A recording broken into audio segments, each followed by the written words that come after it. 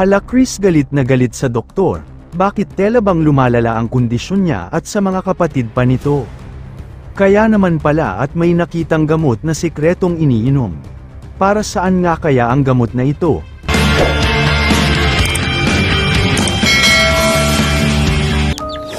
Nay, kumusta Nay? Nakuha niyo yung ano? Dito po kayo Nay. Hindi kami nakaalis. Bakit? Nagkasakit. Hala Chris, galit na galit sa doktor. Bakit tela bang lumalala ang kondisyon niya at sa mga kapatid pa nito?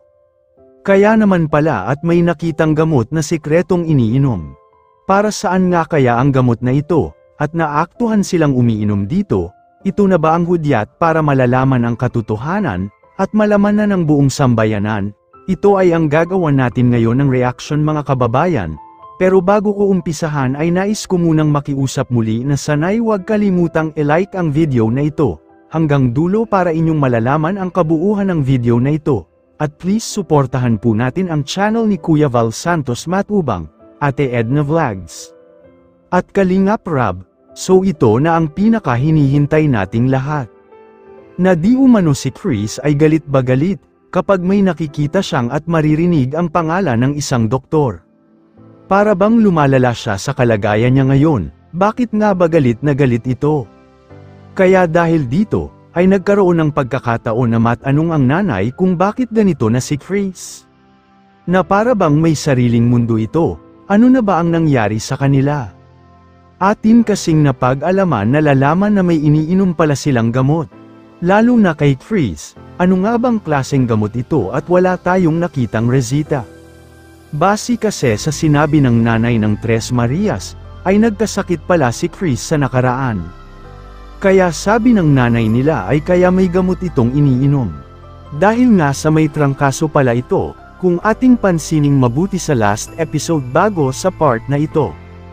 At kung ating pagmasdang mabuti, at nakatulala sa hangin itong tatlo. Lalo na si Chris mga kababayan, may opinion o kutob kasi tayong nalalaman.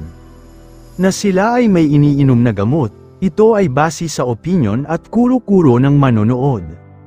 Ano nga bang gamot ito, at bakit parang laki ng epekto ng gamot sa katawan nila? Hindi kasi itong ordinary na gamot lamang na makakagamot sa trangkaso. Ano bang klaseng gamot ito, at bakit parang may itinatago umano sila mga kalingap? Pakinggan at panoorin po natin ang video na ito. Pero bago ko tapusin ay isang mapagpalang araw mga kalingap lalo na sa ating ama na si Kuya Val Santos Matubang, Ate Edna Vlogs, at Kalingap Rab. Maraming salamat po, at disclaimer lang po, ito ay opinyon at hindi kayo pinipilit na maniniwala dito. Kaya importante talaga na tapusin at panoorin ang channel ni Kalingap Rab. Muli ay maraming salamat po. Nagkasakit si Chris. Natrangkaso. Okay lang, may next time pa naman. Ano, ngayon, kumusta si Chris? Okay naman. Chris, okay na pakiramdam mo? Oh. Nagkasakit ka ba? Kasi mga kapatid niya, dito kayo. Grabe mga kalingap, nagkasakit pala, hindi sila natuloy. So, halika. Halika, ano? Si Melissa and Bea, halika Bea. Nung nakaraan namasyal tayo ngayon, mamasyal tayo ulit. Okay ba sa'yo, Chris? Oh. Umalis tayo? Kaso po, nakasave po sa cellphone ko. Ha? Naka-charge po. Naka-charge? Nasaan? Okay lang yan, iwan mo na muna dito. Ikaw, Melissa, okay ba sa'yo? Umalis tayo ngayon? Okay po. Mamasyal tayo ha? Para naman na di na lang kayo palagi nandito. Si Bea, katanungin ko. Bea, payag ka ba? Alis tayo ngayon? Opo. Saan mo gustong pumunta? Ha? Sa SM, okay? Para malamig kasi mainit dito ay. Ano? Alis tayo. Dok, kausapin mo nga Dok. Baka ikaw kausapin. Pangalan nito? Ha? Totoo pala ito, hindi nagsasalita. Si Bea, Melissa, at Chris. Kausapin mo. Bea! Mamasyal tayo. Ha? Tatakot sa'yo, Dok. Dahan lang sa pagsalita, Dok. Hindi, yun talaga boses ko, boss eh. Boss mo talaga. Ano pangalan nito? Bro, dito ka.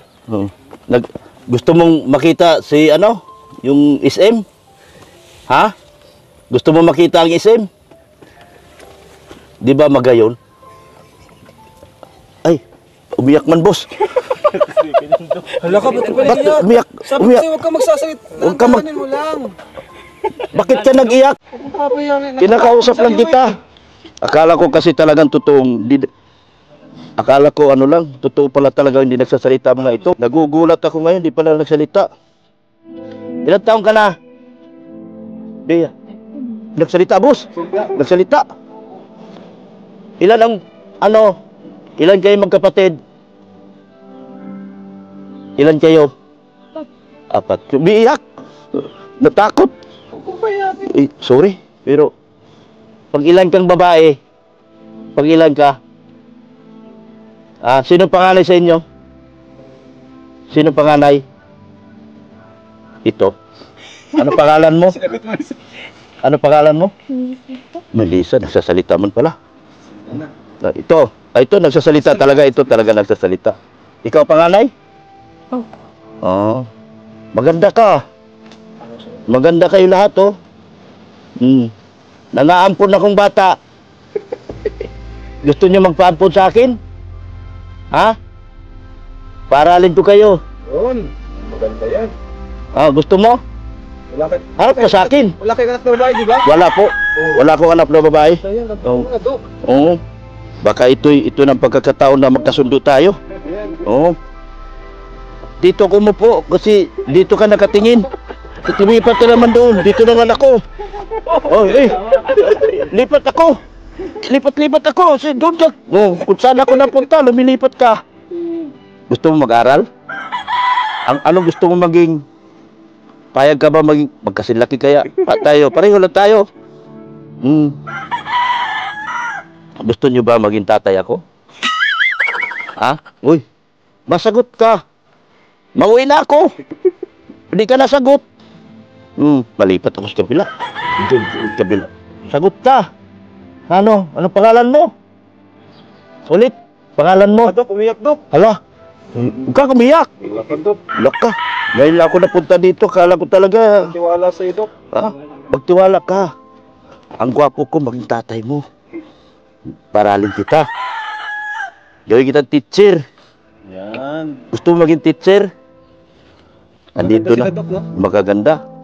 Magaganda. Si Chris naman kausapin mo. Si Chris? Ako sa gitna. Sa gitna naman ako. Isog kayo, isog. Oh, isa na naman. Diyan kayo. Yan. Ano pangalan nito? Ito si Chris. Yan, Si Chris. Ay. Kumusta ka na? Okay mo. Ba't diretso ang tingin mo? Anong nakita mo doon? Tingin ka sa akin. Oh.